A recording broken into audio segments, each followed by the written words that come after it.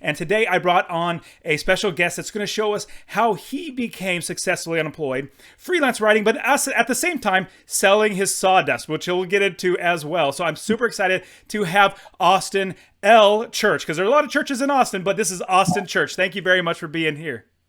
I am delighted to be here. Thank you for the invitation. Man, Austin, so I'm really, really excited to hear about how you can be a freelancer or you can help other people, but not be like a W-2 employee. You can work where you want. But I want to jump right into, how do you make money to provide for yourself and your family without working that job?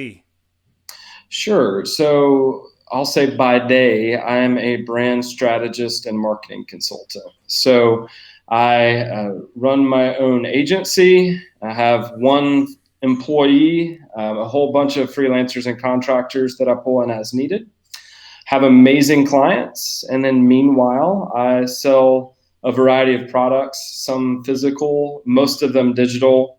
The most recent one and sort of the new flagship product is called Freelance Cake. Freelance cake. That sounds awesome. Is it like you could have your cake and eat it too? Is that why? I'm just sure. How'd you get You freelance got cake? it. Oh, Yeah, good. you got it. I think a lot of freelancers make the mistake of creating a new job for themselves. And so having your cake and eating it too, the idea is having your freedom and actually enjoying your freedom. Freedom is this currency that if you're self-employed, you really need to be spending. I love that idea. I agree. And if you are working a job, you have one job, and you're working 40 plus, 50 plus hours there, you have one boss or multiple bosses, layers. But if you become a freelancer, you then also have many different bosses, because they're the ones that are like giving you the roles. But at the same time, you are not answering to like, hey, boss, I need to go on a break, or I need to go take a day off from work to take care of my kids. We answer to ourselves, which is great. So from there, tell us about your backstory. Like, when you first had your first job and you were starting to grow into the next job, and you thought maybe it might be a career, but eventually you went Mhm. on your own. And talk to us about the whole process of working a job, but then eventually going on your own. So I was the bird in the nest that got forcibly pushed out of the nest. I was working at a marketing agency. It was my first job out of grad school. Right out of grad school, I was sort of the last person to find out there were no jobs for poets. I mean, surprise!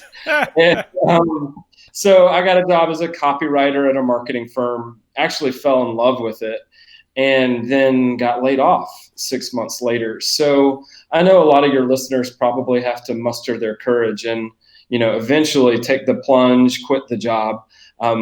My job got quit for me when my boss called me in April 2009 and said, I'm laying you off along with half the firm. My first thought, and I kid you not, was at least I don't have to cut my hair. It was like getting kind of shaggy, and the creative director didn't like it.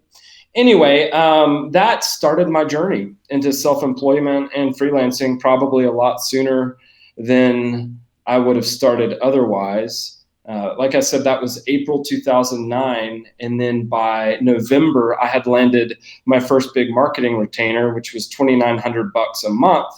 And that was a lot of cheese for me at the time because my living expenses were maybe just over $1,000 a month. And so that first year, I ended up making 24% more than I would have made if I had kept my salary. And I think I was hooked. Going back to, wait, so you're telling me I can make more money and, keep my hair long or wear sweatpants or, more money and more freedom, totally hooked. Flexibility of making my own schedule. I know you 100% understand the allure of that kind of flexibility. So I was hooked. Since 2009. So this is 2020 now when we're recording this. So it's been over 11 years now. Man, good for you. Yeah, That is fantastic. I've got the gray. I've got the gray to prove it's 11. Maybe that's why I have the hat on.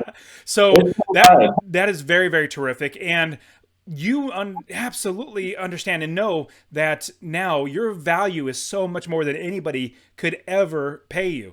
You Mhm. make so much more money because you do you have your own business. You're creating your own value in your business. Now, if we were to get started where we wanted to become a freelancer, let's say, because I'll absolutely tell you, I got laid off as well. I was like, I want to say it was like 2012, 13 ish. Mhm. I was working for the government, and who gets laid off or fired from the government? I do. I mean, it's just That's nobody ever part of does, the but deal, right? yeah. It's like job security, supposedly. Exactly. And I got laid off and I realized, oh my goodness, I was building my life in a wrong direction. I got to change. And so, yeah, long story short, I found real estate, kept buying rental property after rental property, became an investor and like, man, why am I working? This is, even though I'm making $75,000 a year, Right. I'm losing money working here. So going into now, you're getting laid off, but then really quickly getting into freelancer writing and becoming, you're almost making $3,000 a month. And like, talk to us. How do we get started doing something like that? Sure. So there's going to be a lot of editing, because when I was in the middle of it, a lot of it was just trial and error. Like I never had a marketing class, I never had a business class. I was a poet. Like when you think about people who are not sort of set up well to excel in business, I was one of them. I had a conflicted relationship with money, let alone business. So there's just a lot of failing forward. I do like to tell people now, I mean, if I can figure it out, you can too. I was a poet. I knew more about iambic pentameter, than bookkeeping, right? So if, looking back, way back then, I think I had a couple of things going for me. One I would call swagger. I really did not know any better. And so I think I took a lot more risks early on because I didn't know any better. And then the other thing that probably was on my side was a kind of desperation. I had, uh, speaking of bookkeeping, I was just not very good at managing money.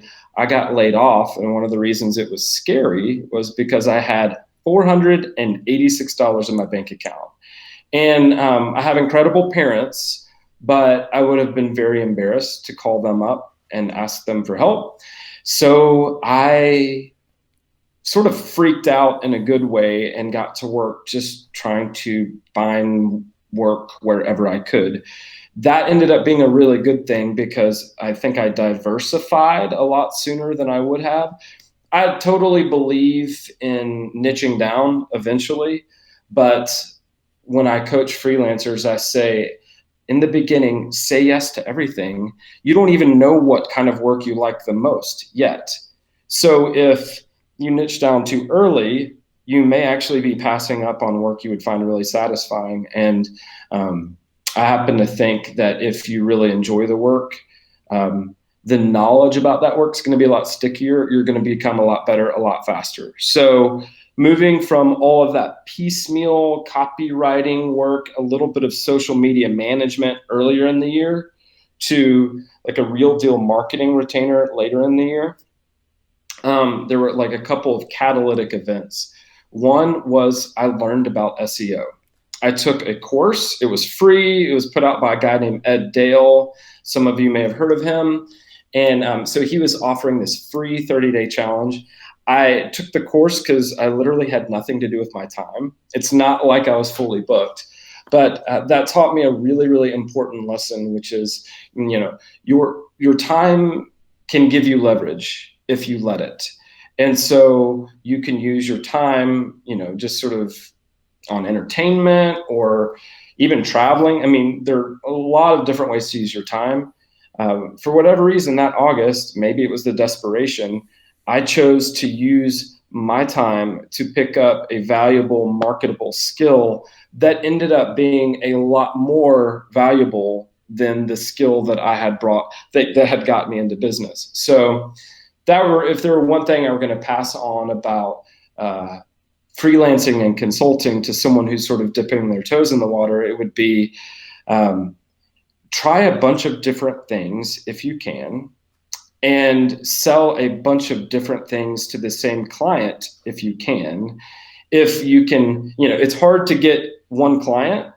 So if you can increase the lifetime value of that client, by proving yourself capable and responsible and then selling more to that one client, then do that. Because in my experience, a lot of clients will be really, really faithful and they'll keep giving you money because we're averse to change.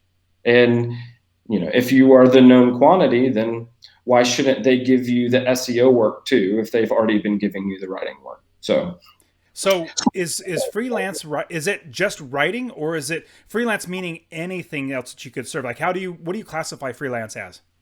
So freelance is when you're sort of the hands and feet of your clients, and that can be writing, that can be blogging, that can be design, that can be web development, photography, illustration. There are freelance strategists. That could be social media management. There are so many different ways to freelance these days.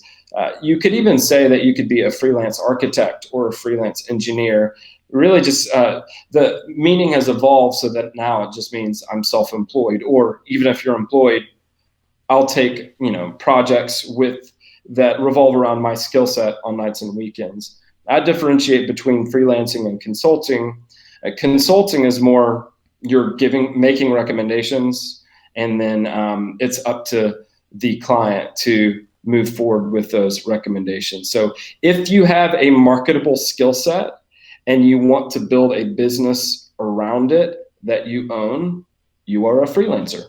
That's great. I agree. And being able to have the idea, which you talked about just a couple minutes ago, was just accept everything, because you don't really necessarily know what you like or even what you're really, really good at. And you never know what you might not think that you like. It could actually turn out to be really good, but then also at the same time, lucrative. But also, what I've seen a lot of people that do freelancing is they get started, but then they realize not that they're necessarily the best at it, but they can scale a business and then hire other people that are really, really good at that so that they can fill in the gaps, and all that sort of stuff. So getting started is absolutely right. Now, how do we, if let's say we wanted to freelance and we're a video editor, we like editing videos and we just want to go out and edit videos. How do we find the clients? Like, how do we get find the people that are going to pay us money? So that is the question, right? Because when you hear about freelance first, the very next thing you hear about is feast or famine. And it ultimately comes down to pipeline. Like how do you get leads, right? There are 100 different ways to get leads. Where I start with my coaching students is asking them a very simple question. Do all of your friends and family know that you are available for hire? I think we lack confidence when we first get started. We know we're going to make mistakes, and we kind of don't want to make mistakes where the risks or the consequences seem higher. We rather make our risks, like take our risks, make our mistakes on strangers. I think that's a mistake.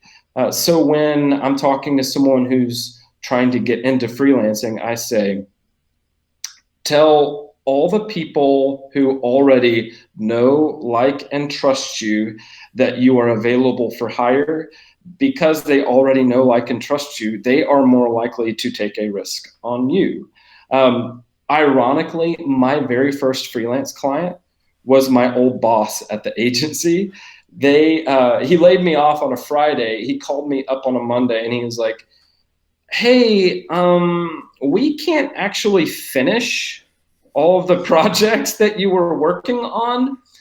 What is your freelance rate? Did you say it's at least 8 times what you were paying? So if I had been smart, I would have really, twisted the screw, right? But I kid you not, Dustin, I had to look up the word freelance. I didn't even know what it meant. And I'm like, oh, there are these knights in medieval England. Yeah. Oh, jousting. Okay, I get it. But anyway, I felt very bold in quoting him 3 times what I had been making while a salaried employee, because I'd done the math and I knew about how much he had been paying me per hour as a salaried employee. I also knew how much he had been billing out my time for. So I came in right in the middle, and he did not blink. He said, okay, great. When can you start? And I'm like, 8 minutes from now.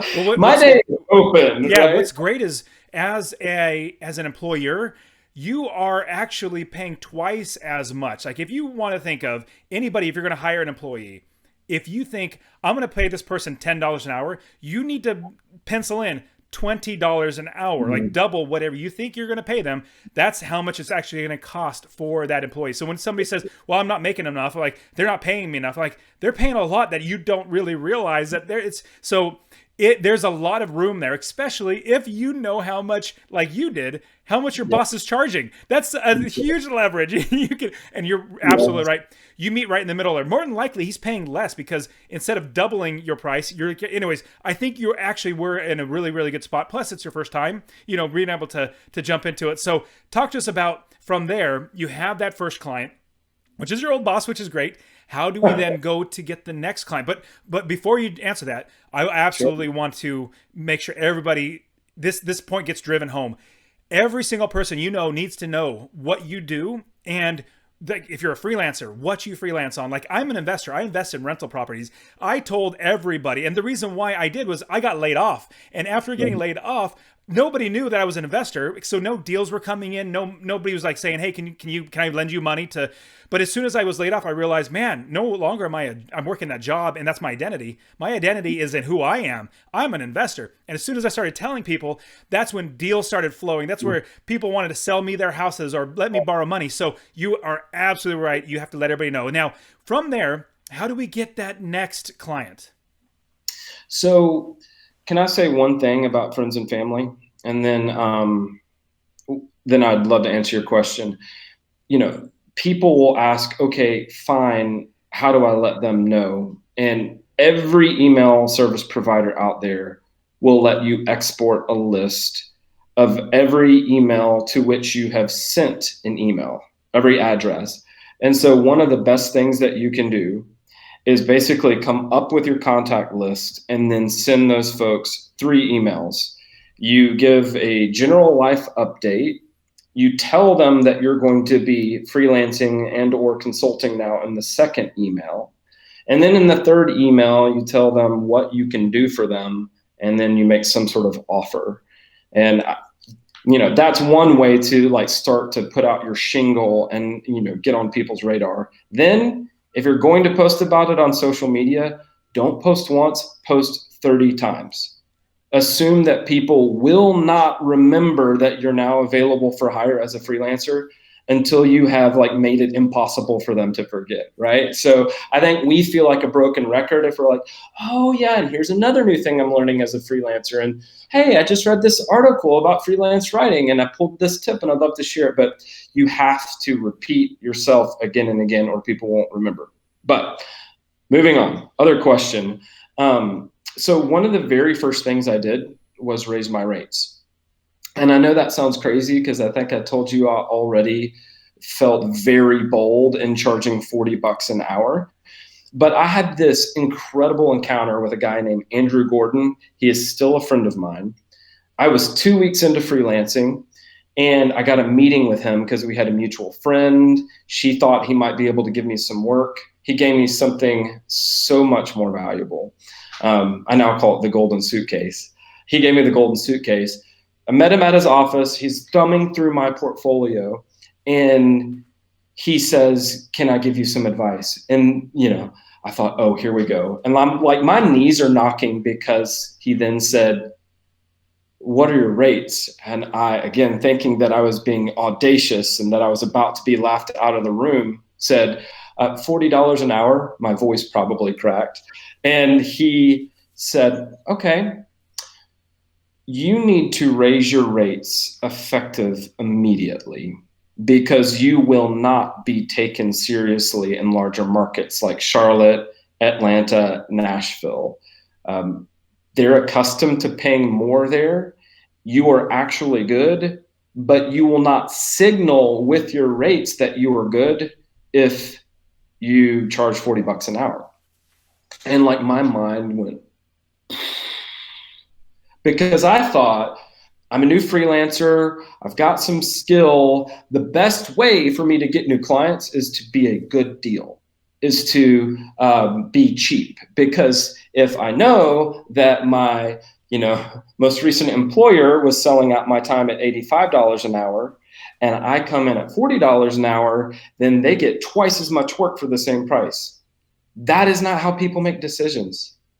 You don't even get the conversation, right? You don't even get to discuss the project sometimes, because the first question is, what do you charge? And that's sort of like passing the bouncer at the door. And so I took his advice. I took Andrew's advice. I raised my prices from $40 an hour to $75 an hour. And that ended up being a very, very good move. You asked about, well, what did I do next to get more clients? I raised my prices. And then I told everybody I knew what I was doing. And then I started going to local events for business people and entrepreneurs. There are a bunch of other ways beyond sort of local networking groups and local meetups to get new clients. That's just the way that worked for me. Obviously you can do cold email outreach.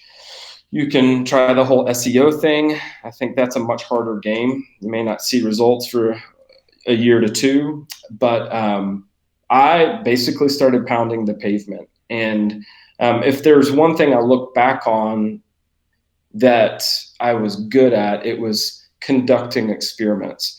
Try something for a while, see if you get new business out of it. If you don't, stop doing the thing that doesn't work and then try something new. I do see freelancers and consultants, particularly if, like me, they weren't necessarily confident in their business acumen. I see people sticking with dead-end strategies and tactics too long. So again, try something for 3 months, 6 months. If it doesn't work, then move on. I eventually stopped going to local entrepreneurship events for a very specific reason. It would eat up half my day. So I did get a few initial clients out there.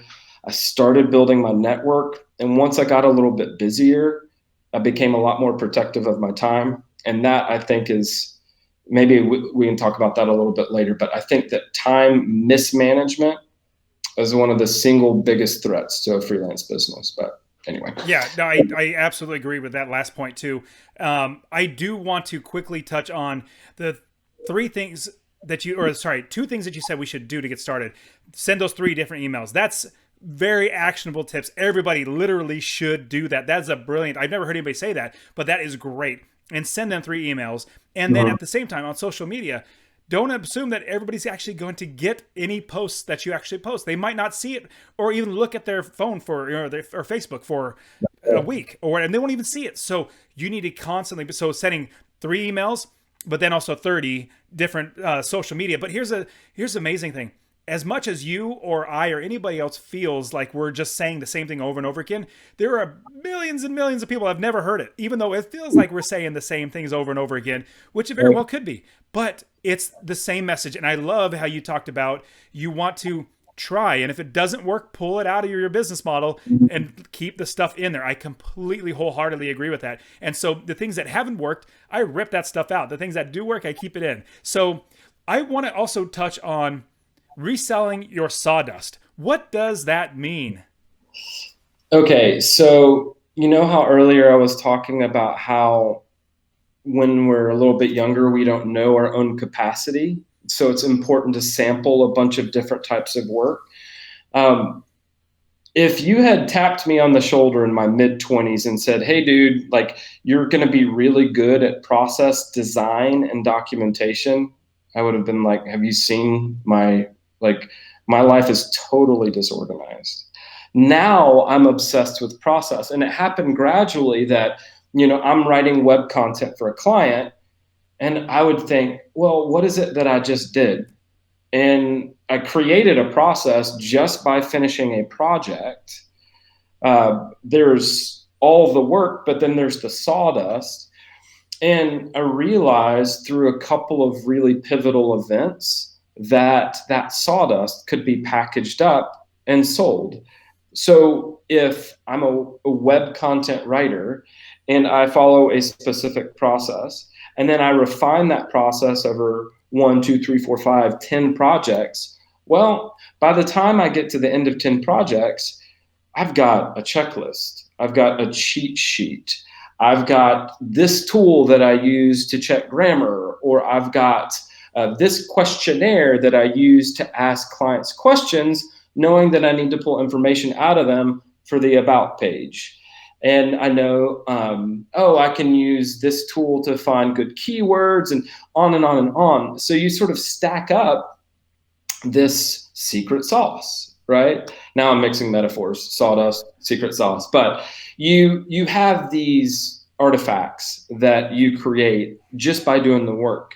Those artifacts, that sawdust, has a lot of value to someone else who is quite as far down the road as you. And after 11 years, I mean, I have piles of sawdust. I forget about the piles. Right now, when I do a lot of brand strategy now, and I actually found this ideal customer profile process that I forgot I had even already written down 6 months ago. That might be having 3 young children. But anyway, with sawdust, the really cool thing is a client pays you to complete a project. You capture the process along the way, you crystallize it, you refine it, right? Once you've got it and it's turnkey, like you could hand it over to somebody else and they would have everything they need to run it, you can sell it 1,000 times. You can sell it 1,000,000 times. So selling your sawdust gives you a scale in terms of, leverage with, just investing a little bit of time, but being paid for that initial time investment again and again and again and again. If you're talking about passive income streams, if you're talking about financial independence, a lot of it comes down to leverage. And as a freelancer and consultant, I realized, well, a lot of my leverage is just going to come from turning my process into a product and then selling it. I think that is brilliant because as you're doing it, all you need to do is literally just document it. And I use something called Loom. Loom is a Chrome plugin. It literally records your screen, records a video of you. And so as I'm doing something, I'm literally documenting as I do it, so that anytime I want to put into a course or give it to friends. I'll give you an example. I've created many websites and I make money from these websites, but I have had so many of my friends, family members, pastors, missionaries that I've talked to about, and they're like, wow, how do you do that? And I thought, you know what I'm going to do? I'm going to create a whole brand new brand, a whole brand new website, and I'm going to start from I registered the domain name, documented that. I got the hosting and documented, video it every single little step, because I just want to give it away to my friends and say, hey, follow these steps. So you don't have to just give it away. You can actually sell that stuff too, because you're documenting as you go and you're building it out. And it's a great process. I do want to talk about, because one thing you brought up a little bit ago was freelancers' time, how that can be something that just gets sucked out of you so much. How do we guard our time as a freelancer? So I think that time management is a seasonal thing. I don't think there is any such thing as mastery of time management, because in my experience, as soon as I master it in one season, oopsie, now we had our first kid. And guess what? There are more demands on my time than there were before. So these days, the way I manage my time is with what I call blocks and breaks. So each day I try to have 4 90-minute blocks, and those blocks are interspersed with shorter breaks. So it might be 15 minutes, it might be 5 minutes. I try to take a long lunch every day just to reset. I really wish I could go back and sit the younger version of myself down and just explain that most problems in a freelance business or a consulting business come down to, I don't have enough leads in my pipeline, right? Like the feast or famine phenomenon. Well, with marketing and with business development, if you put 20, 30 minutes into it every single day, then over time you can eliminate that problem. Oh, you don't have a predictable prospecting process? Well, go read 100 blog posts, go read 3 books, put together a plan, run the plan for 6 months.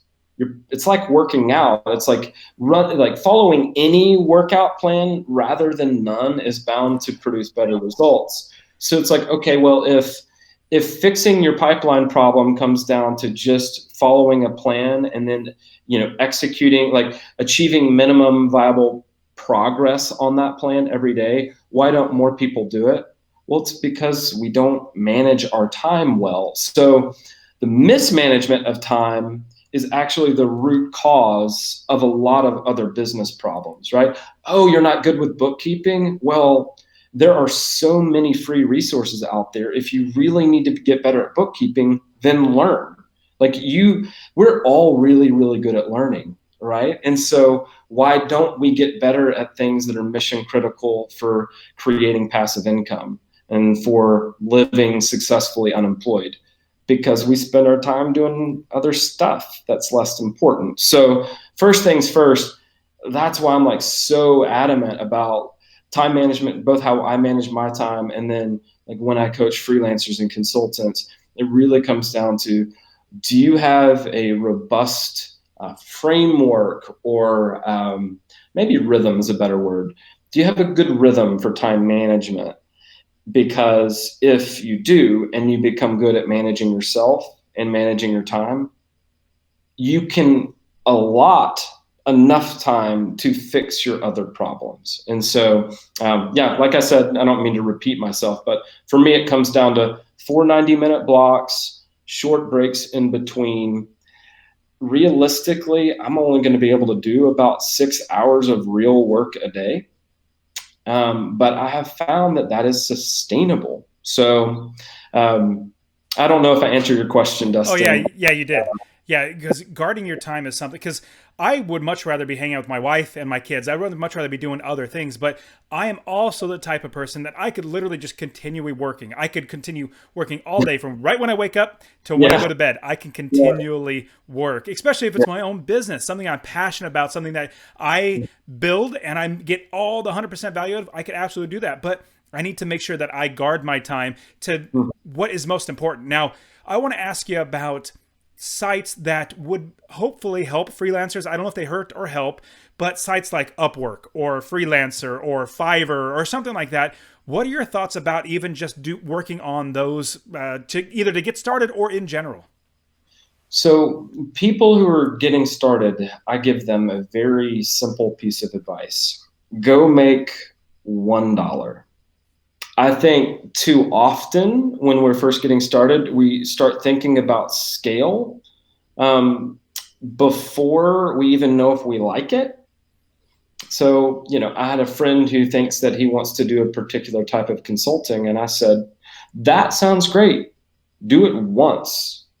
And if you like it, then think about repeatable process. So whether you get your first dollar from friends or family, a total stranger, a semi-shady Craigslist posting, right?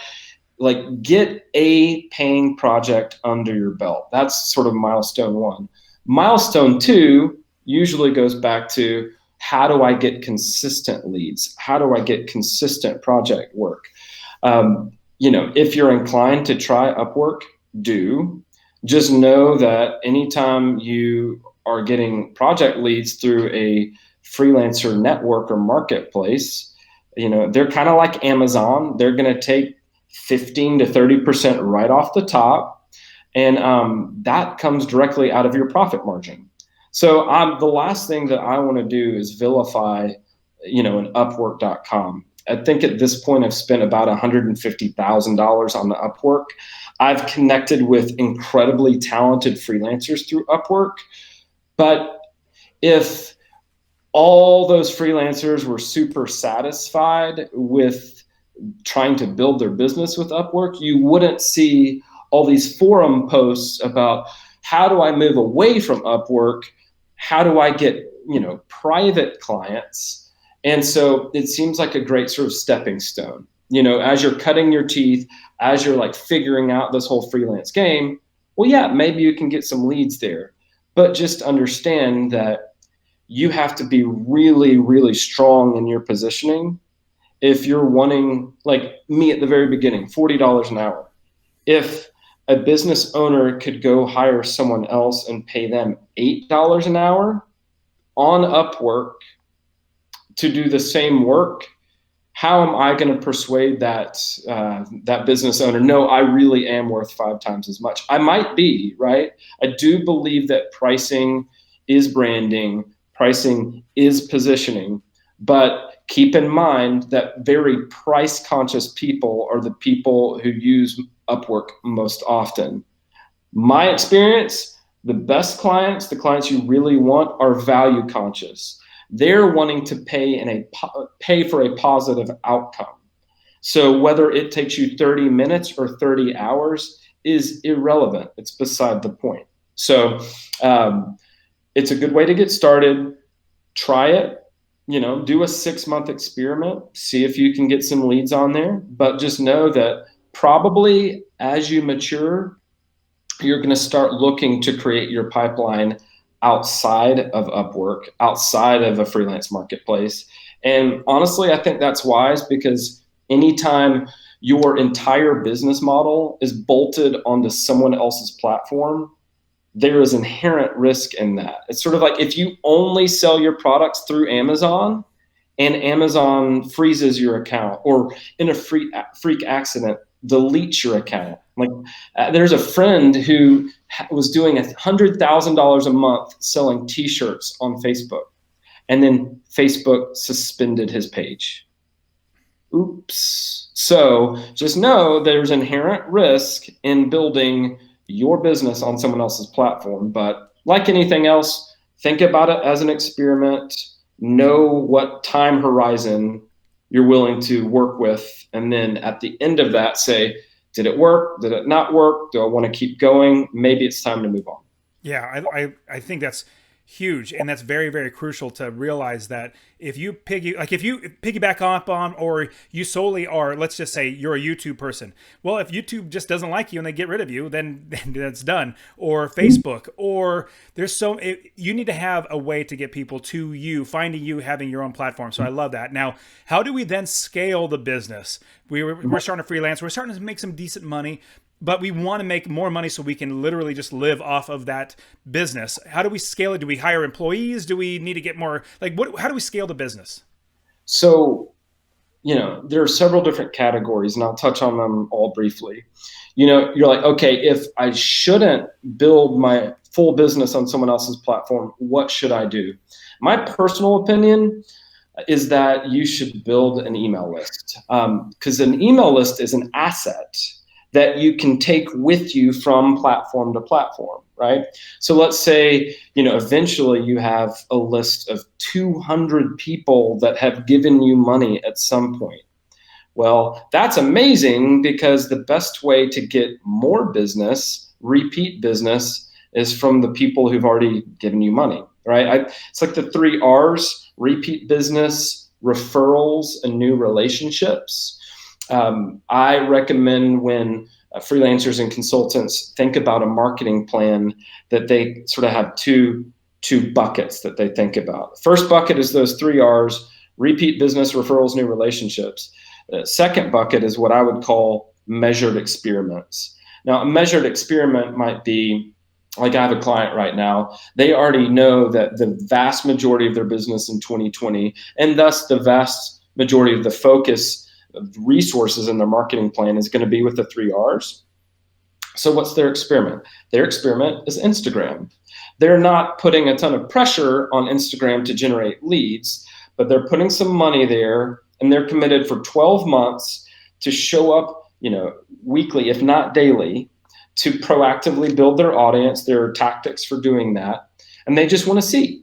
Like they know that they're going to get enough business to stay in business with these activities over here. So with freelancers and consultants who are like, okay, I've got a little bit of stability, now I want to move into growth mode, I'm kind of like, well, have a weekly newsletter where you continue to create value, keep in front of, stay top of mind with the people who've already given you money. They're the most likely to give you more money, assuming you didn't totally screw up, right? And then have your experiments. Like one of my experiments last year was LinkedIn prospecting. There's a friend of mine, he showed me his process, his secret sauce. I got new clients out of it. It was super cool. But at the end, I had to decide, Was the amount of money that came out of this end worth the amount of time and effort on this end?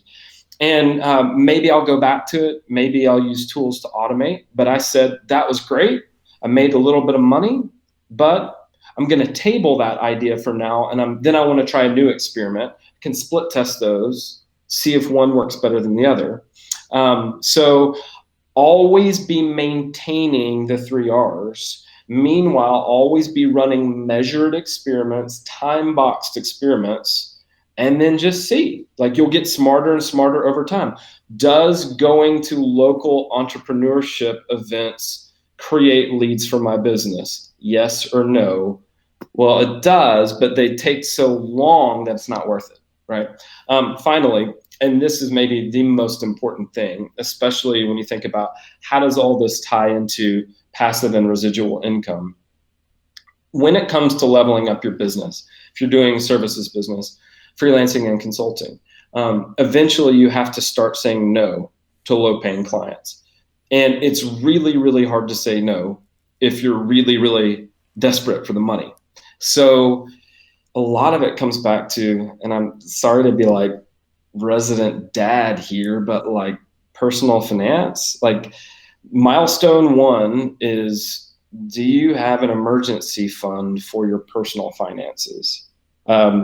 Milestone number 2, do you have about 30 days worth of operating expenses? 90 days. Maybe the first one would be, yes, do 30 days, but then grow that to 90 days. You need personal cushion and you need business cushion, because just the nature of freelancing and consulting is that, a lot of people aren't looking to spend a ton of money from the end of November to early January, unless it's an e-commerce business. And then it's like their busiest time of the year.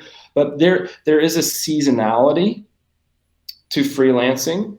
And if you don't have cash reserves to help you get through the lean times, you're going to end up saying yes to the wrong clients, when really you should have said, no, I'm sorry, this is not a good fit. You should have saved your bandwidth, saved your margin, then use that, kind of like we were talking about with time management. Go find an incredible client.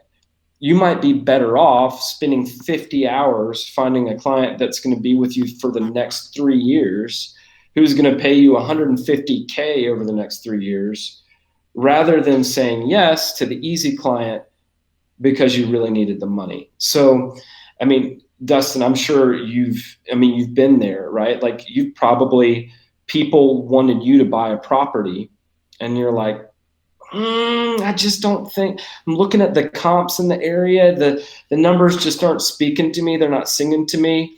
But if you're desperate for a deal, then you would have said yes to the wrong deal, and that wrong deal doesn't ultimately build your portfolio in the right way. So I just think that money gives us patience. And so as you're hustling to build your freelance business, your consulting business, I would say live as lean as you possibly can, because there's nothing that fuels your walk away power like money in the bank. I agree with that. And every single point you said, I wholeheartedly agree. I think that as you are living lean, you're able to make sure that you don't take on bad clients or you don't buy a property. So I bought properties in the past where they weren't the best ones, but they were okay. So I bought it. But then that used up all my money. That when a good deal came by, I had to either scramble. Yeah, I had to scramble to get the money to buy it, or I had to pass on it because I wasted all my money. Same thing with time. If you already have all your time sucked up in one place, that it's not the right one, but you don't, the next opportunity comes around and you don't have the bandwidth, you don't have the time to do it. So yeah, you need to be very, very selective. But I completely agree also that having cash makes everything so much easier. You can be more patient. You can wait for the deals. You can wait for the right clients to come to you and be more patient, which in my opinion, the more patient that I get, the better my business becomes, because as I utilize patience, I wait for the right deals, the right things that come in my plate. And as soon as that does, I jump on it because I have the time. So, yeah, man, Austin, you give us so many great things. Is there anything else we might have missed as we've been going through this entire process? I think courage. I mean, even if you've come out of a place where money was scarce, it's really hard to say no when someone's offering you money. But when I think about think about inflection points um, in my over the last 11 years, it kind of comes down to two things: the calculated risks I took that ultimately paid off. And I love the sort of estimated value calculation where you're like, does the upside more than cancel out a total loss? Like if I were to lose everything I invested, is the potential upside still significantly better than that loss? And so the calculated risks I have taken end up being these inflection points for me. And then the times I said no. And sometimes that no came down to having boundaries with a client that was perhaps asking for too much. It was, hey, our contract was for this. What you're asking for is outside of scope. I'd be happy to open a new invoice for you. If that contract is not in place, then you get into like this he said, she said arguing match about whether or not the client deserves that extra thing. So I have found it a whole lot easier to say no very tactfully if I have a rock solid master service agreement in place. You were talking about websites earlier, Dustin. I don't know why anyone will pay $1,500 for a website. I mean, $15,000 for a website, and that's still pretty cheap in my world, right? Why they'll pay that much for a website, and they won't pay that much to have a really good contract attorney write a rock solid agreement for them that protects them when we all have faulty memories, right? So I find it's a whole lot easier to stand up for yourself if you can make the contract the bad guy, right? But calculated risks and saying no strategically are probably, when I think back, like what really brought breakthrough. And I'll say one final thing. Complexity is the real enemy. I think as our world becomes increasingly complex, people who are figuring out strategic simplicity, like simplicity, they're winning. Like simplicity is a competitive advantage, right? And so the more I've sort of refined my service offerings and made them simpler, I've refined my messaging and made it simpler. I've refined my brand strategy and made it simpler.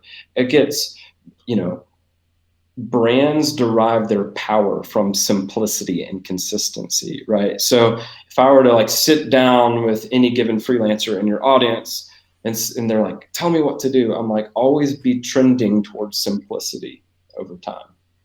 Hopefully that's not too woo-woo, but no, that's fantastic. So, man, Austin, you give us so much great insights into this business model. I want to jump into the rapid fire round. Are you ready? Let's do it. Let's do it. Awesome. So, really easy questions. You should be able to knock these out of the park. So, first question. Hopefully we have a little more time on our plates, not working 40 plus hours, 50 plus hours, working that job. What are you doing to give back, to serve, to make the world a better place, or the people around you or your family? What are you doing to serve? Two things come to mind immediately. One, it's what I call the ministry of presence. I have 3 startups at home. Their names are Salem, Theo, and Ellis. And a lot of my long-term impact will come from when they're in high school. I want them to like groan and roll their eyes and tell their friends, oh, my dad's always around, right? I want them to wish I would go away because I'm around so much.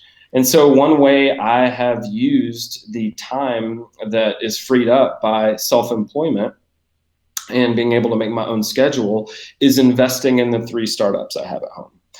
The second thing that comes to mind is I give away a lot. I write all the time. I'm always blogging. I'm always reducing practice to process. I take that process I've crystallized.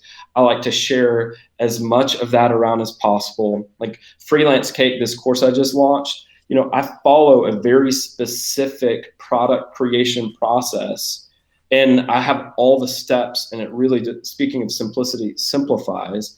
So when I have tools and rubrics and cheat sheets and templates and worksheets and guides and all that stuff, I love giving away most of that for free, because there are so many people. Andrew Gordon, I mentioned, so generous with their expertise. And so taking the free time that I have, creating stuff, sawdust, and being able to give most of that away for free and pay it forward is just such a joy. That's great. I completely agree with that. I love being able to help so many people, and when you see their lives change because of it, it's so rewarding. I mean, it's great. Yeah. So now, Yeah. Austin, if you were to give anybody one piece of advice to get, and you give us lots of advice, is there anything else, and one piece of advice that you would give anybody to get started becoming down the path of successfully unemployed? Boy, that's a good one. It probably would be simplicity is your competitive advantage. Um, pointing your energy in one direction, and whether that's writing or blogging, learning as much as you can about that. Diversify if you need to, but being known for this thing, establishing yourself as a thought leader and a go-to person for this thing, building a platform, creating content around this thing, simplifying around this thing. Jay Baer, who's with Convince and Convert, I interviewed him once, and he was like, be the blogger who writes about left-handed vampire horror movies. And then you can always gradually add, move out from there. But I think there's a lot of wisdom in that, whether it's just in your local market or in the blogosphere or online, to hang your hat on one thing. Doesn't mean you can't sell other things, but your brand is so focused. Focus your brand. I was all over the place just then. I'm sorry. No, that's great. Well, Focus your brand. That would be it. got it. Yeah. So with me, with real estate, I love rental properties. I don't like flipping. I don't like wholesale. I don't like tax liens and low money downs and all that sort of stuff. I just literally like rental properties. And so as I was trying to figure out what I should teach on, I was like, man, I don't want to do any of that other stuff. I don't want to teach somebody how to flip a property. I don't like doing it. So I said, I'm just going to do rental properties. And now, because I've been doing it for 5-6 years, podcasting about it, teaching it, and have courses and coaching, people know me as the rental property. Like, if you want to know about rental property, go to Dustin. He knows about rental property. So completely agree, because now everybody knows me as that. And so they come to me because of that, which is great. So right on. Now, if you were to go back and give let's say your 18-year-old self any piece of advice, it could be business, it could be life, what would it be? Nobody's waiting for you to fail. I think we think that other people are scrutinizing our performance, and they're not paying nearly as much attention as we think. So you have the freedom to make mistakes. And if you hurt someone, a client, apologize, take responsibility, make it right. This is really hard for me. I don't know if you all on the show have gotten much into the Enneagram, but I'm a 1, meaning a perfectionist, and I do not like to make mistakes. And yet, I have found with clients, when I make a mistake, if I say, I'm sorry, I will make this right.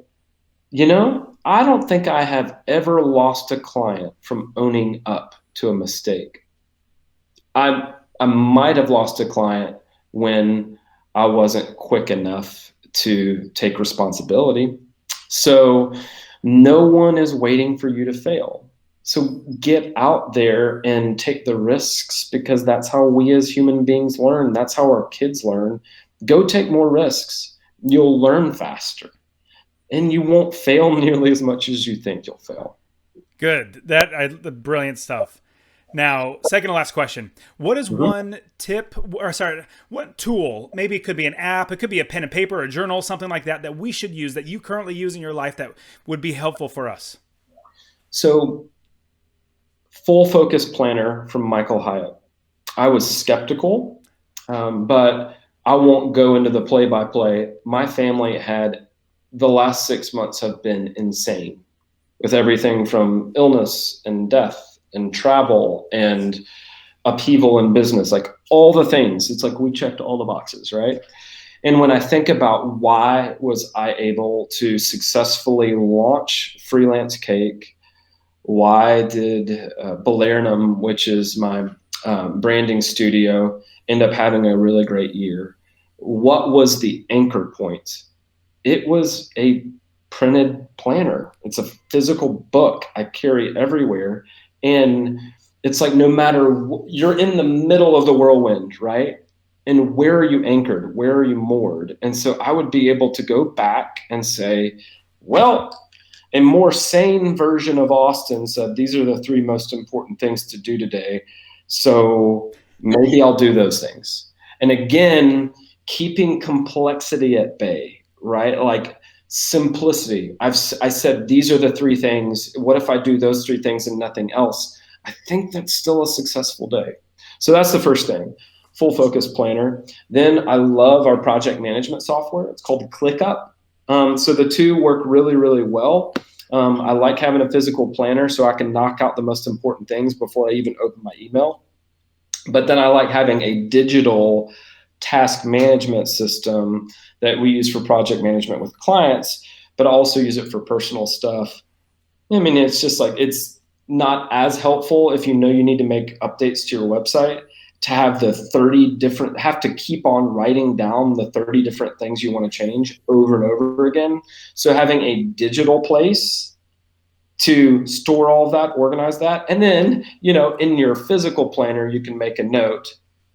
Go look at this job board and ClickUp, pick the next thing on the list, and add that to tomorrow's to-do list. So I love the interplay of physical and digital time management. That's great. Yeah, those are brilliant. I've never heard of ClickUp, so we'll definitely have to check that one out. Cool. All right, so last question. What is one nonfiction book that you would suggest? It could be business, life, whatever it might be, that we should read. I feel like everyone is going to name this one, but Essentialism by Greg McKeown. I personally have never heard it, so great. Go ahead. So I tend to have frenetic energy, like and maybe that's part of being multi-passionate as an entrepreneur.